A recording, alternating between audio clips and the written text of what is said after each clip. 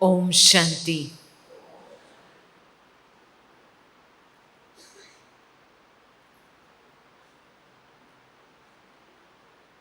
दया, रहम और सत्यता पहले कौन सी क्वालिटी आती है? फिर पहले सत्यता आती है, हम्म फिर दया, फिर रहम। Very good students.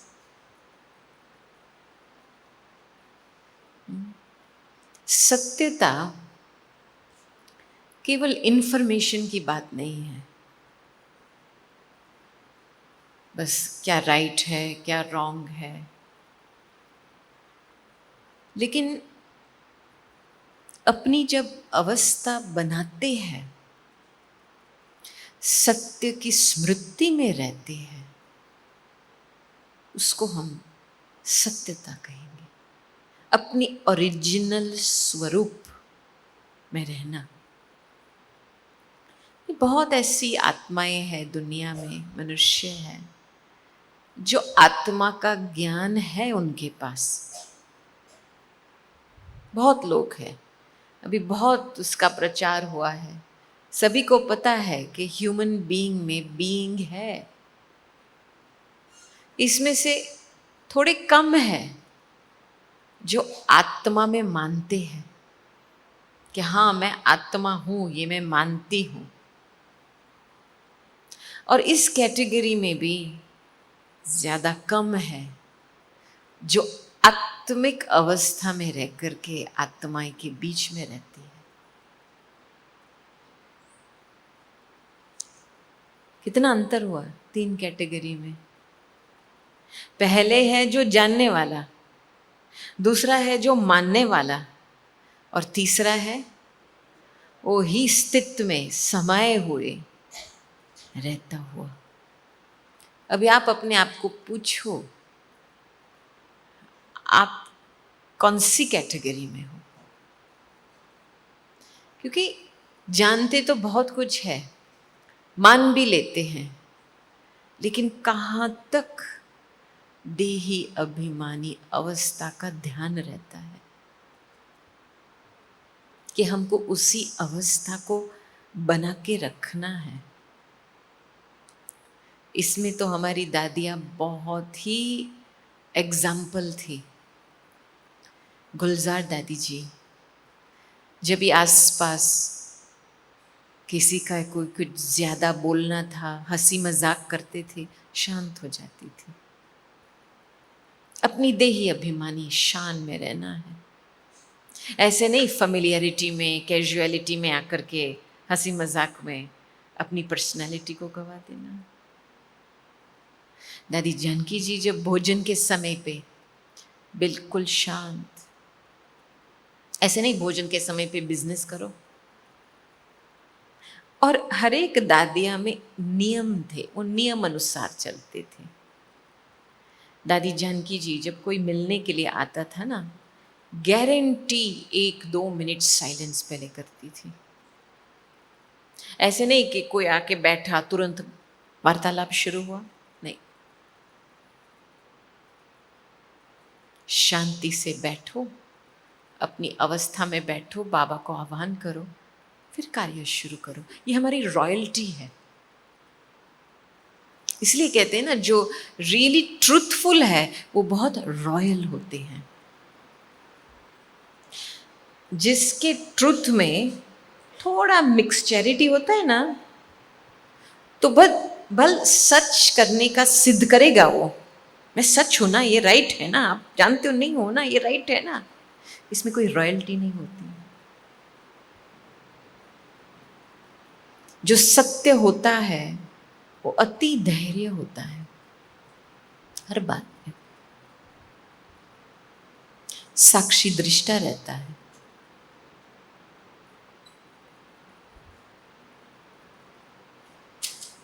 हमने देखा है ना कि जैसे हम कार्य व्यवहार में आते हैं, जल्दी जल्दी अपनी बुद्धि पहले यूज होती है, क्या करे क्या करे, क्या होना है, ये क्या होना है, जल्दी जल्दी। जो सत्य है ना, वो पहले अपनी स्थिति को संभालेगा, अपनी स्थिति को सेट करेगा, फिर बुद्धि को बाद में यूज करेगा। और इतना तक हमारी दादियां तो समर्पित बुद्धि, आज तो इतनी अच्छी वाणी चली कि फुल पावर लेना है तो फुल समर्पण होना है, माना टोटल बुद्धि बाप के हवाले करनी है। और जब तक वहां से डायरेक्शन न मिले तब तक बुद्धि को हिलाना ही नहीं है। जब दादी जानकी जी क्लास कराते थे ना, बहुत डीप साइलेंस में चले जाते थे योग के समय पे, और उसके बाद योग पूरा हुआ, लाइट ऑन हो गई, सामने 500 की सभा बैठी है, फिर भी दादी साइलेंस में बैठी है 5-10 मिनट। हम एंजॉय तो कर रहे हैं, लेकिन हम सोचते हैं कि दादी कब बोलेंगी। लेकिन दादी के मन में ये नहीं होता है मुझे कुछ बोलना है, बस इतनी बड़ी सभा है मेरे सामने, मुझे कुछ देना है। जब तक ऊपर वाले से कुछ प्रेरणा न आए, वो मन की भावना प्रकट न हो, तब तक दादी मुख खोलेंगी नहीं। इतनी वफादारी थी। हम क्या करते हैं, सिचुएशन को देख के, व्यक्ति को देख करके अपने आप को चलाते हैं, देना है ना इसको, करना है ना इसको, छोड़ो ना। इसको रियलिटी नहीं कहेंगे, इसको आर्टिफिशियलिटी कहेंगे।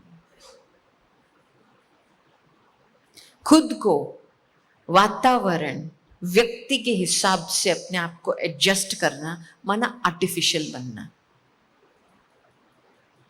सत्य क्या है, अपनी रियलिटी में रहना, और इस समझ में रहना कि करण करावनहार बाप है, बाप को जो देना है वो देगा। मुझे बीच में ज्यादा ना एक्स्ट्रा देना है ना कम देना है, मुझे अपनी बातें बीच में नहीं डालनी है। नहीं, कई बातें कई आती है, बहनें कहती हमने इतना कुछ दिया है, लेकिन वो अप्रिशिएट नहीं करते हैं। लेकिन आप योग युक्त होकर के दिया, या ऐसे ही अपनी पर्सनालिटी से ज्यादातर भावना में आकर के दिया। तो सत्यता क्या है, उसके डेप्थ में जाओ।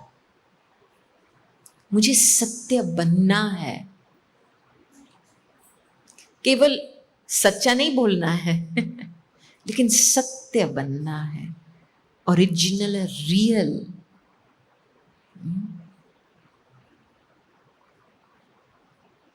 फिर आती है दया की बात। पता है, हमारे लाइफ में दया तो हम इंग्लिश में कहेंगे कंपैशन, लेकिन कंपैशन का फाउंडेशन है शुभ चिंतक बनना, शुभ चिंतन में रहना। और आप अपनी लाइफ में देखो, वर्तमान समय किसी की भी लाइफ अभी परफेक्ट तो नहीं है। कौन कहेगा सभा में कि हाँ मेरी लाइफ बिल्कुल परफेक्ट है, मेरे संबंध सब 100% ठीक है? कोई नहीं कहेगा ना। कोई ऐसा वैसा 2-4 संबंध तो है ही जिसमें आपको डिस्टरबेंस होता है, ठीक नहीं लगता है। लेकिन इन संबंधों में कहां तक शुभ चिंतन बन करके आपने जीत पाई है?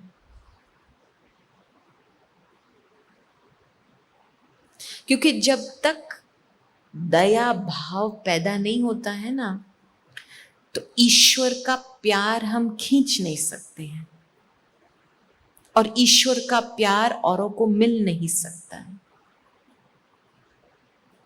आप होशियारी दिखाएंगे, आप अपनी सेवा की प्लानिंग दिखाएंगे, लेकिन औरों को बस आपका अभिमान दिखाई देगा।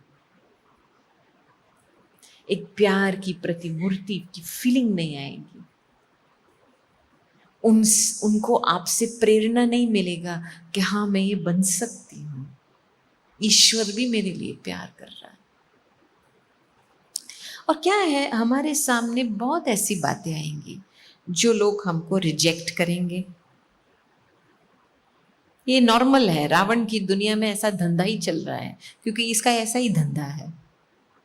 तिरस्कार करेंगे, साइड में फेंक देंगे, गिलानी करेंगे, डिफेम करेंगे। ये रावण की दुनिया की का धर्म है, तो इसका क्यों कंप्लेंट किया जाए?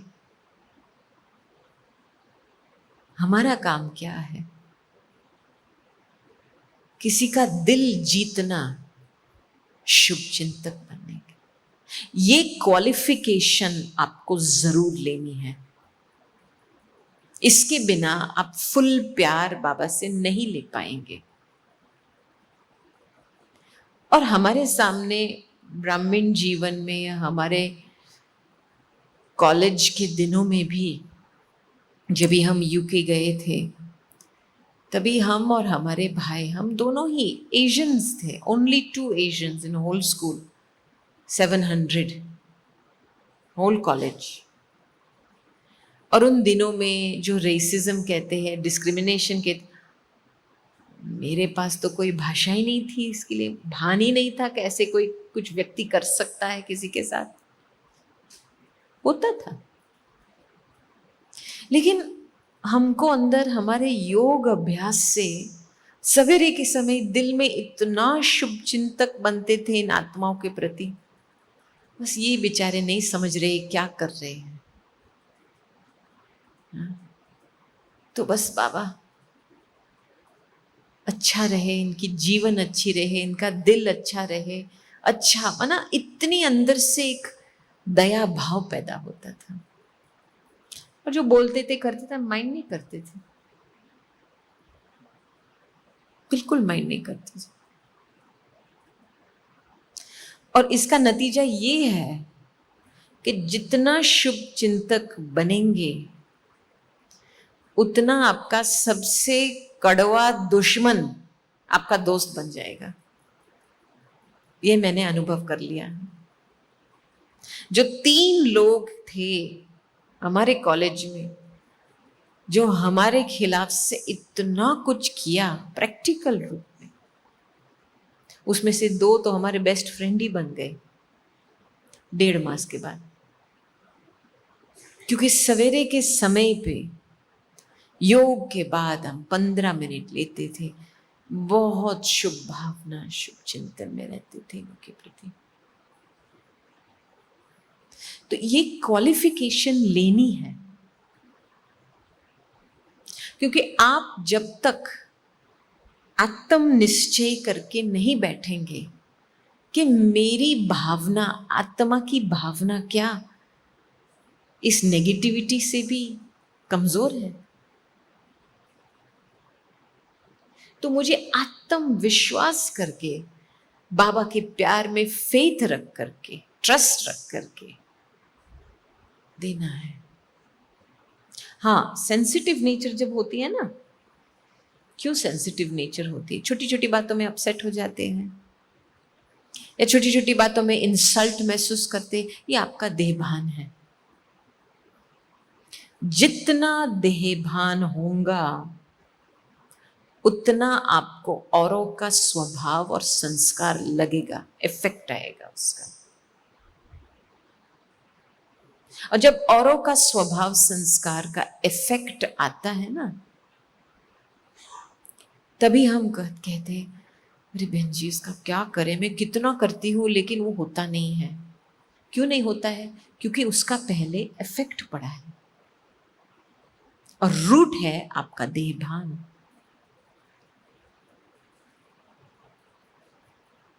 मुझे याद है दादी जी हमको कई जगह पे भेजती थी जहाँ पे शायद फैमिली में भी के परिवार में कुछ माना सेपरेशन होता था या कुछ देश में प्रॉब्लम होता था। तो एक बारी हम एक देश में गए थे, बहुत समय से उसको मदद कर रहे थे, थोड़े प्रॉब्लम्स थे वहाँ पे। तो हम जैसे पहुँचे तो दो ग्रुप हो गए थे परिवार में, बीके परिवार में।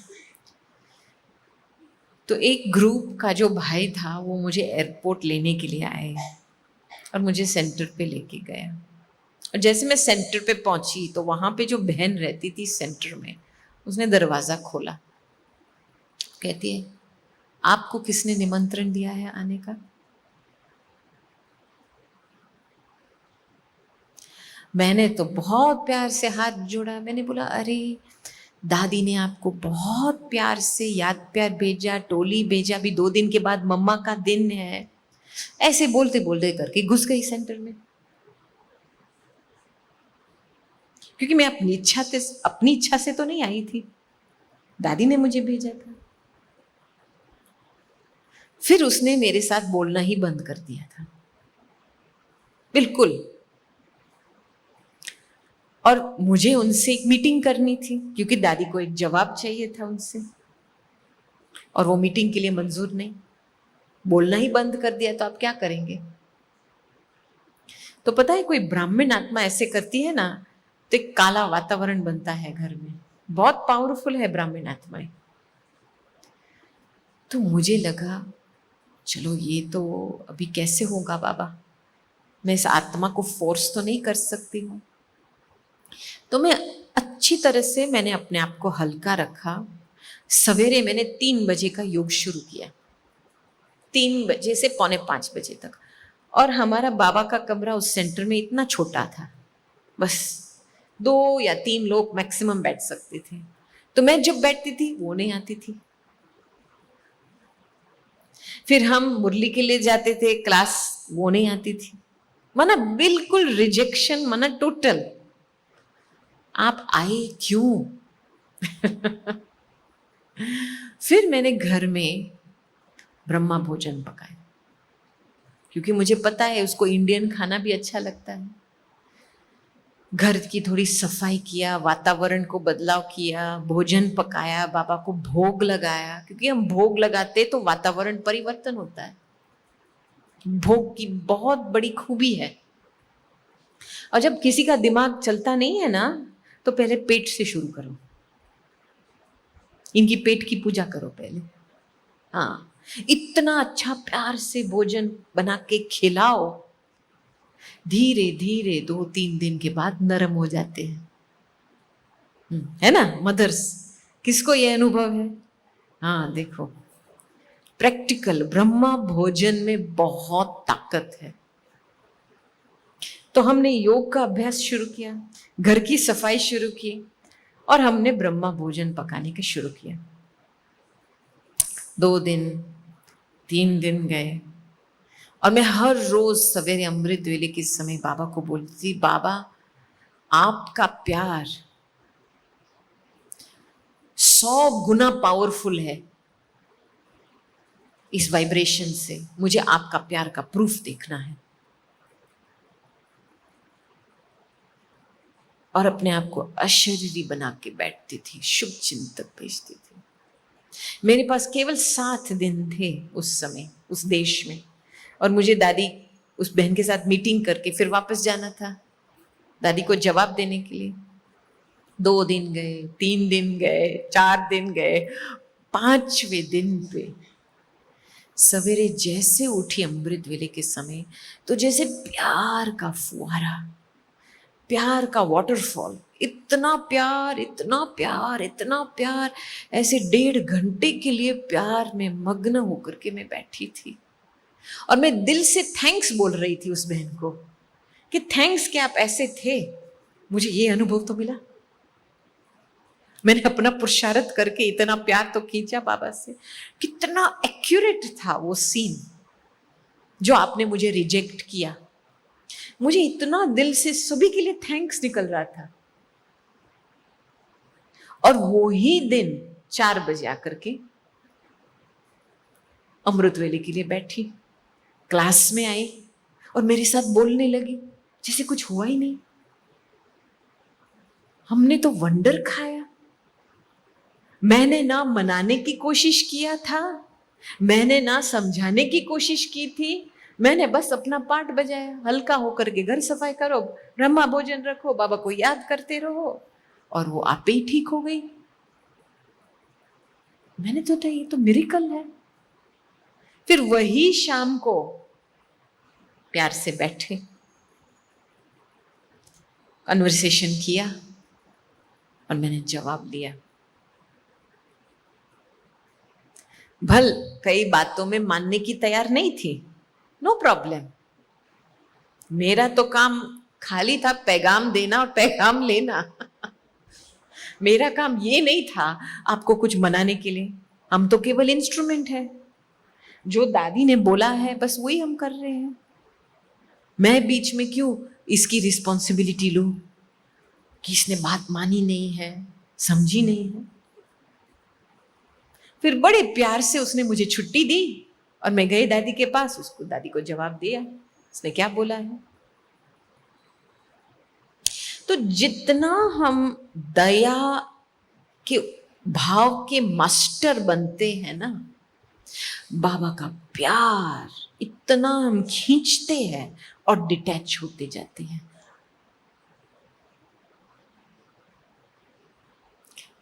गुड विशेस हमारी सेफ्टी का साधन है। हम दादी को पूछते थे ना,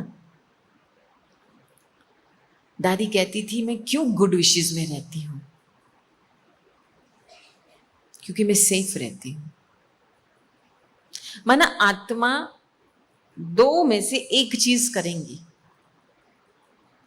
या लेंगी या देंगी। आप दे नहीं रहे हो तो अवश्य आप कुछ ले रहे हो। तो आप जितना शुभ चिंतक होकर के हर चीज देते रहो, वाइब्रेशन से देते रहो, अच्छा है, अच्छा है, अच्छा है, अच्छा है, अच्छा है। ये आपकी सेफ्टी की साधन है। आप किसी के भी छोटी मोटी बात कुछ भी चित्त में नहीं लेंगे, क्योंकि जब किसी की भी बात चित्त में बैठ गई ना, उसको भुसाने के लिए बहुत मुश्किल है। फिर वही बात याद आती है। फिर हम किसी की कमजोरी के प्रभाव में आकर के केयरलेस बन जाते हैं। झूठा रहम शुरू होता है। समझ में आएगा? क्योंकि हमने किसी की कमजोरी के प्रभाव में आए हैं। फिर हम इसको खुश करने के लिए कुछ काम करेंगे। ये झूठा रहम है।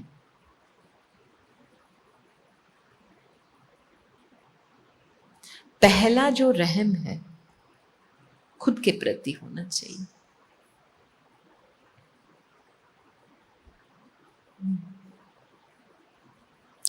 रहम के साथ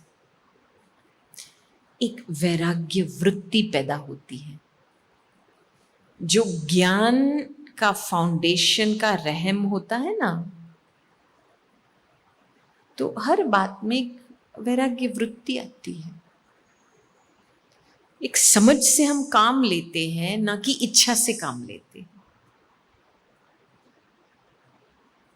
I hope, I wish, I want. ज्ञानी तो आत्मा ऐसे कभी नहीं बोलेगा। समझ से काम लेना। तो खुद की कमजोरी के प्रति पहले वैरागी बन जाते हैं कि मुझे ये पुरानी बातें चाहिए नहीं, अभी मैं ये नहीं हूं। जब तक आपने अपने पुराना स्वभाव से वैराग्य नहीं लाया, तभी आपका पुरुषार्थ किस क्वालिटी का है? बस अपने स्वभाव के जेल में आप पुरुषार्थ कर रहे हो, समझते हो मैं बहुत होशियार हूं, दिमाग लगा रहे हो, समझते मैं बहुत होशियार हूं। इसको पुरुषार्थ नहीं कहेंगे, मियां मिट्ठू बनना कहेंगे। खुद को धोखा दे रहे हो।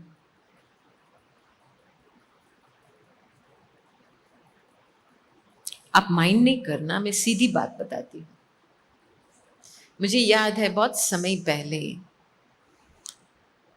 दादी बहुत समय से बोल रही थी, माने ये उनकी ऑब्जर्वेशन थी कि 99% ब्राह्मण्स अभी भी अपने स्वभाव संस्कार के आधारित चल रहे हैं,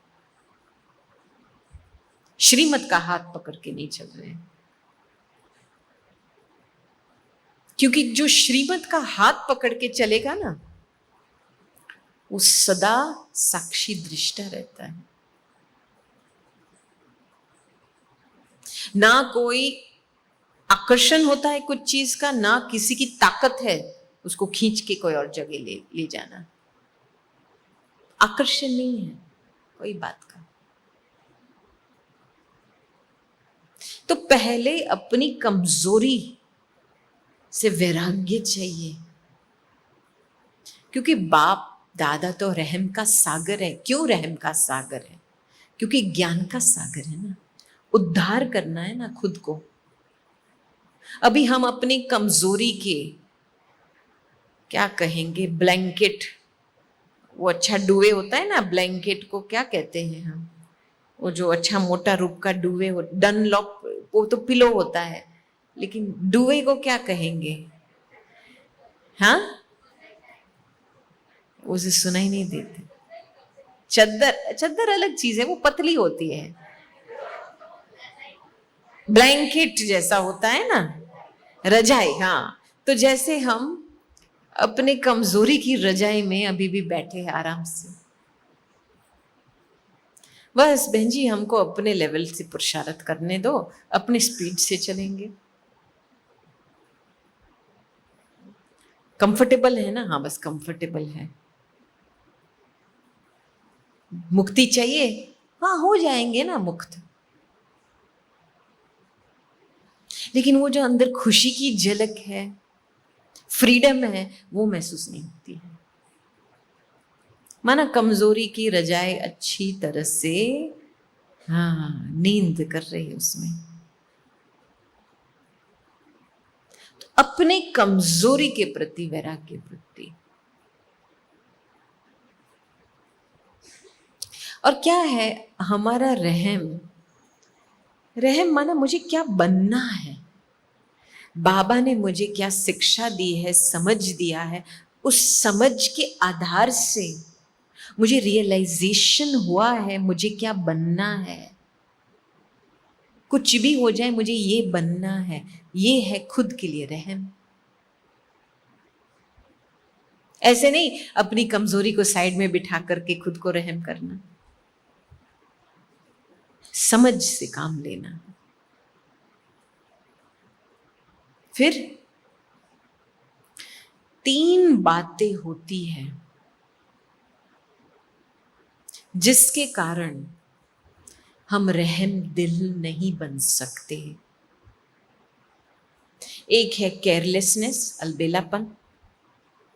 दूसरा है ईर्ष्या, और तीसरा है घृणा। किसी के तरफ घृणा माना डिसलाइक।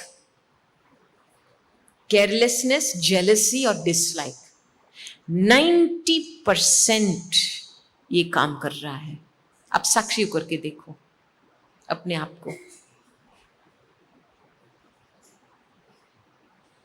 आपने जब तक अपनी कमजोरी के प्रति वैराग्य नहीं दिलाया है, तब तक आपको सूक्ष्म रूप में कोई ऐसी ईर्ष्या चला रही है, या किसी के प्रति घृणा होती है, या फिर प्रभावित हो जाते हैं किसी से। आजकल है ना बहुत रवाज है, बहन जी हम आपको YouTube में देखते हैं। अच्छा, YouTube कौन सी बड़ी बात है? इंप्रेस होना किसी में,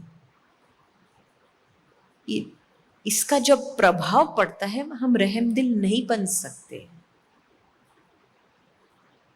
रहम खत्म हो जाता है। खुद को ज्ञान के आधार से उठाना वो भी खत्म हो जाता है, औरों की बात तो छोड़ो।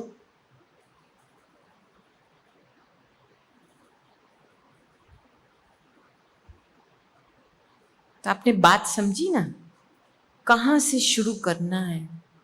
सच्चा रहम दिल बनना है तो ईर्ष्या तो जैसे छोटा आग माफिक काम करता है। घृणा क्यों पैदा होती है? समझो आपके जीवन में आपने बस एक व्यक्ति के प्रति इंप्रेस हो गए तो दूसरे 3 व्यक्ति के प्रति घृणा होगी, क्योंकि ये दोनों ऑपोजिट है।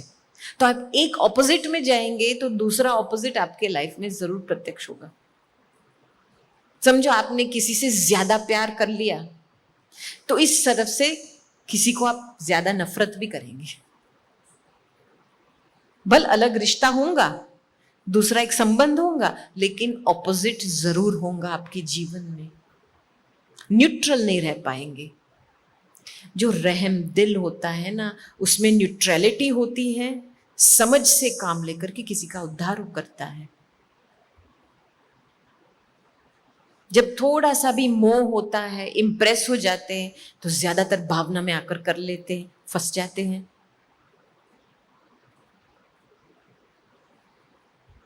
फिर बाद में पछताना होता है। तो बीज क्या है? खुद की कमजोरी के प्रति वैराग्य नहीं है। पहले तो खुद की कमजोरी समझी नहीं है।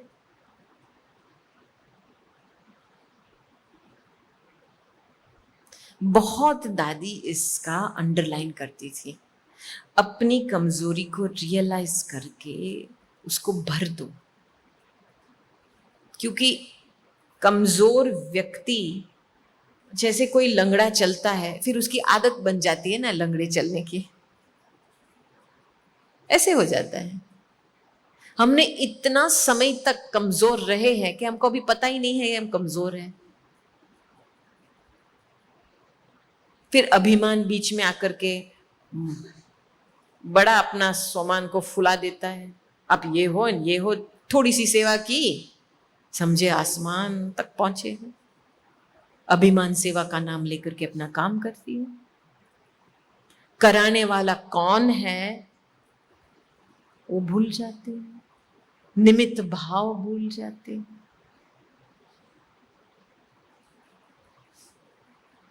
और रूट तो फाउंडेशन है सत्यता। देखो हमारे कर्म, जब कोई भी ऐसा कर्म करते हो जिससे आपका विवेक, जो आपका विवेक मानता नहीं है, या आप विवेक के खिलाफ कुछ कर्म करते हो, आपको भोगना पड़ेगा। आपको अनकंफर्टेबल फीलिंग आएंगी अंदर से, बेचैनी की फीलिंग आएंगी अंदर से, संतुष्टता गुम। फिर कैसे दया भाव रहेंगे, कैसे रहम दिल बनेंगे? प्रैक्टिकल में आपको कई ऐसी झूठी आदतें छोड़नी पड़ेंगी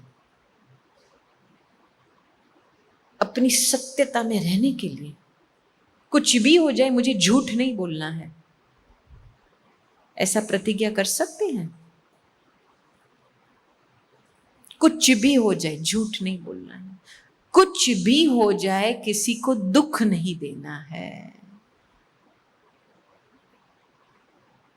जब हमने हमारे साथ ही खुद ऐसे अहिंसक बनने की प्रतिज्ञा की है, पवित्र रहने की प्रतिज्ञा की है, तब सत्यता काम करती है।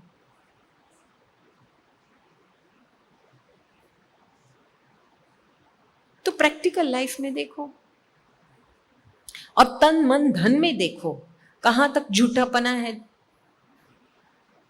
चलो हम तन बाबा की सेवा में लगा रहे हैं, लेकिन धन की कमाई कहां से हो रही है? झूठी कमाई है, उसका भी प्रभाव पड़ता है। सारा दिन मन क्या करता है? चलो हम भल यहां सेंटर में बैठे हैं, लेकिन मन बाहर भागता है तो इसलिए बाबा कहते हैं ना, मन को टाइम टेबल दो, मन को ऐसे फ्री नहीं छोड़ो। तो हर चीज में देखना है तन मन धन, इन तीनों बातों में श्रीमत के आधार से सब कुछ उपयोग हो रहा है, सब कुछ सफल हो रहा है। सबसे बड़ा पाप होता है परिवारों में। क्यों? धन का मोहवश लेन देन होता है।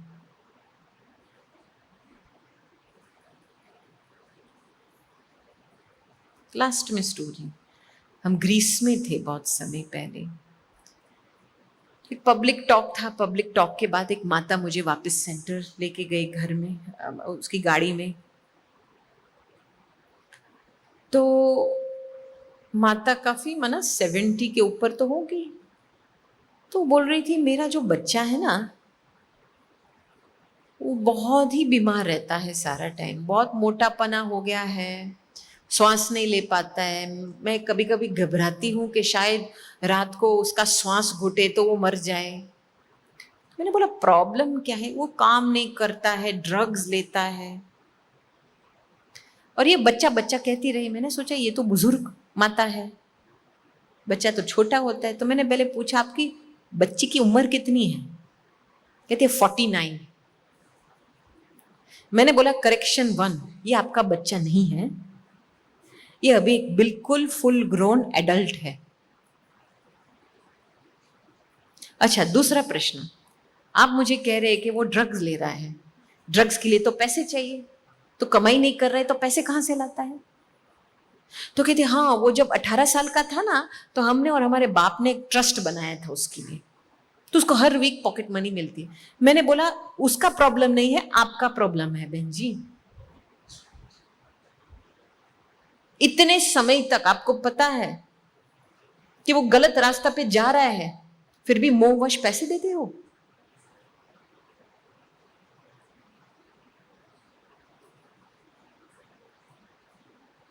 अभी आपको भोगना पड़ रहा है।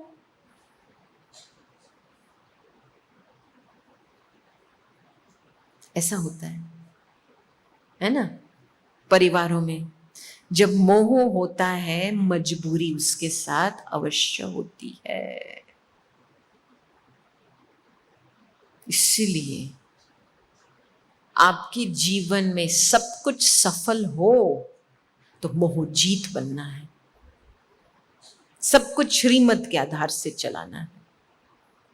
हमारे पिताजी, चलो हम वैसे तो 2 जॉइंट फैमिलीज हैं, लेकिन हम दोनों जॉइंट फैमिली एक परिवार के माफिक रहते हैं।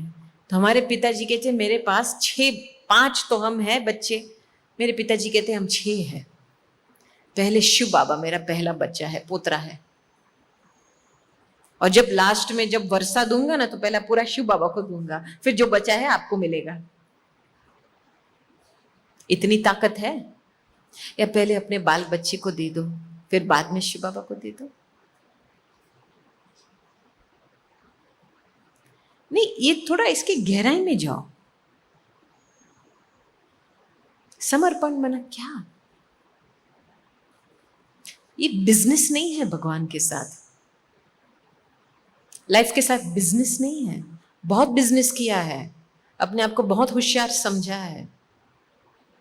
ये है फुल इंडिपेंडेंट, फुल स्वराज्याधिकारी बनने की बात। उसके लिए चाहिए फुल समर्पित बुद्धि। ठीक है? और ये हमारी मीठी मम्मा की सबसे बड़ा गुण यही था ना, हर बात में बाबा ने कहा है ना, जो बाबा ने कहा है। नहीं, एक बारी मनोहर दादी सुना रही थी कहानी कि बाबा ने डायरेक्शन दिया था मम्मा को कि मम्मा ये जो साइकिल का पिक्चर है ना, उसको जैसे आप क्या कहते हैं, एक कपड़े पे उसका डिजाइन बना करके मुझे 20 दिन के अंदर चाहिए, मोटा सा साइज का। फिर मम्मा ने सभी बहनों को बुलाया, कहते बाबा ने बताया है। तो बहनें कहती अरे मम्मा ये तो बहुत बड़ा काम है, 20 दिन से ज्यादा लगेगा, आप 1 मास की छुट्टी ले लो ना। बाबा ने बोला है ना, हो जाएगा। ऐसे कभी मम्मा बाबा की बातें या ड्रामा की बातें टालती नहीं थी। माना अपनी बुद्धि यूज करो, अरे कैसे हो सकता है? हो सकता है, क्योंकि आप जब अपनी बुद्धि यूज करेंगे ना और उसका संस्कार बन जाएगा ना, तो आप भगवान के मिरेकल्स को नहीं देख पाएंगे। ओनली सरेंडर्ड बुद्धि ईश्वर की मदद से चल सकती है और मिरेकल देख सकती है। जो असंभव बात है वो संभव कर सकती है।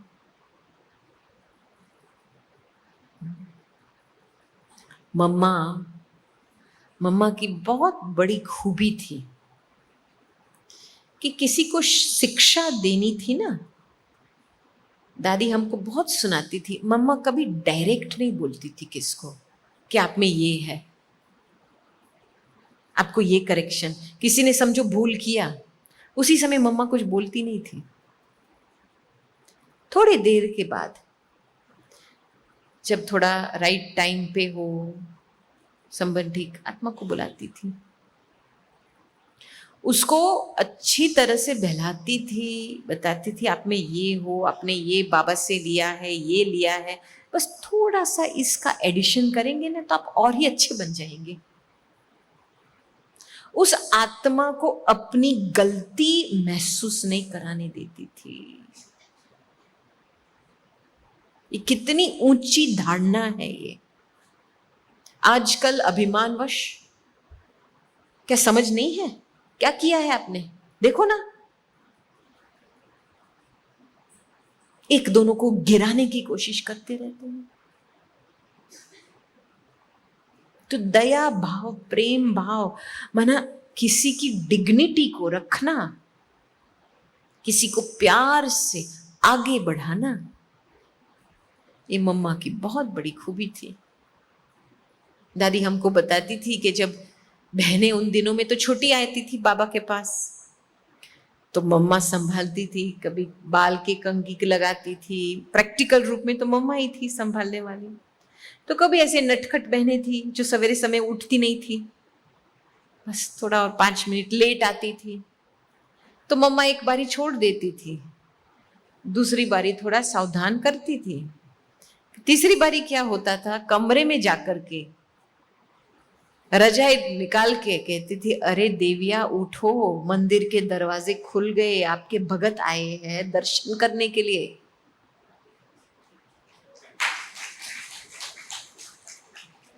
देखो कितनी रॉयल्टी से आप किसी को शिक्षा दो ताकि वो अपनी वैल्यू को समझे। इसलिए मम्मा का यही स्लोगन था ना कि भल आप सभी को परमिशन है एक भूल करने की, एक भूल तो होंगी, लेकिन दूसरा भूल नहीं करना। जो वो फर्स्ट भूल को याद करते रहो, वो दूसरा भूल बन जाता है। आप मिस्टेक कॉन्शियस बन जाते हो, मैंने ये किया, मैंने ये किया, ये दूसरी भूल बन जाती है। अपने आप को भूलों से छुड़ाना है। और मम्मा नंबर 1 कैसे बनी? एक बारी दादियों से सारी कहानी मिली है, क्योंकि दादी जानकी ने खास बहुत प्रेरणा ली है मम्मा से। मम्मा टाइम अनुसार बहुत काम करती थी, वेरी एक्यूरेट ऑन टाइम। और मम्मा ने ही दादी को सावधान दिया था कि जनक, कभी भी किसी के संस्कार या स्वभाव चित्त में नहीं रख के चलना। तब से लेकर के दादी ने इस बात पे बहुत ध्यान रखा है, कोई भी बात का प्रभाव चित्त पे नहीं लगना चाहिए।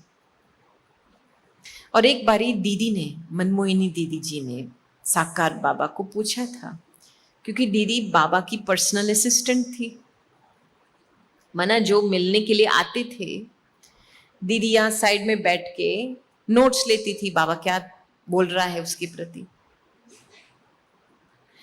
तो दीदी ने बाबा को पूछा कि बाबा, हम तो सदा आपके साथ हैं, लेकिन मम्मा कैसे नंबर 1 गई?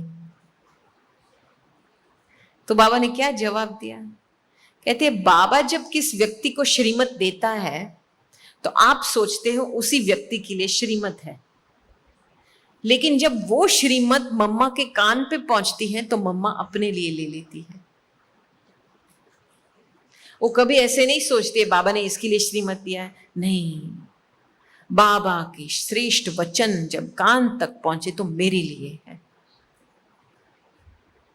तो मम्मा में इतनी सीखने की भावना थी, मुझे परिवर्तन होना है। और मम्मा ने अपनी धारणाएं सेट की थी, ऐसे नहीं। देखो, बहनों के बीच में तो बहुत कुछ होता है, स्वभाव का कुछ ऊपर नीचे होता है, दो बहनों के बीच में बनता नहीं था। तो एक बहन मम्मा के पास जाती थी कंप्लेंट लेने के लिए, तो मम्मा उसको अपनी धारणा के लिए शिक्षा देती थी, ना दूसरी बहन के लिए।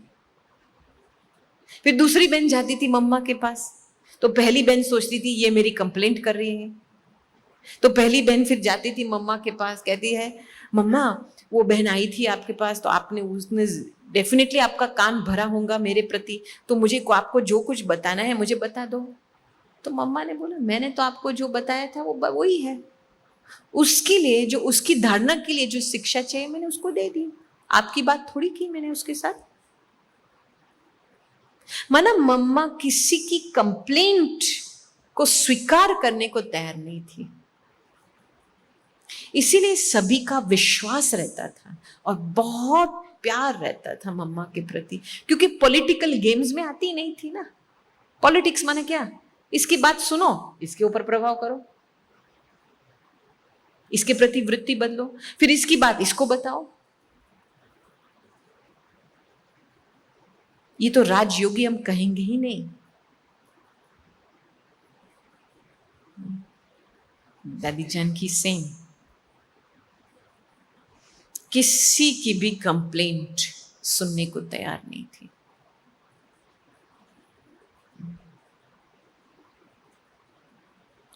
तो मैं आश रखती हूं, अभी वाणी की समाप्ति यहां करती हूं और ये आश रखती हूं कि आप सभी को कल के दिन के लिए जो मम्मा की अति सूक्ष्म धारणाएं थी, सत्यता की धारणाएं थी, गंभीरता की मूर्ति थी, आप सभी को कुछ सवेरे वरदान मिले। क्योंकि धारणाओं का जब हम भंडारा बनते हैं ना, तब ऑटोमेटिक सेवा हमके पीछे छिम छिम करके आती है।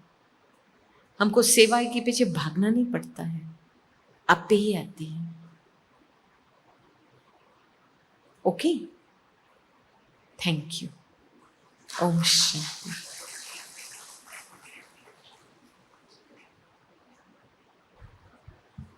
बहुत बहुत शुक्रिया।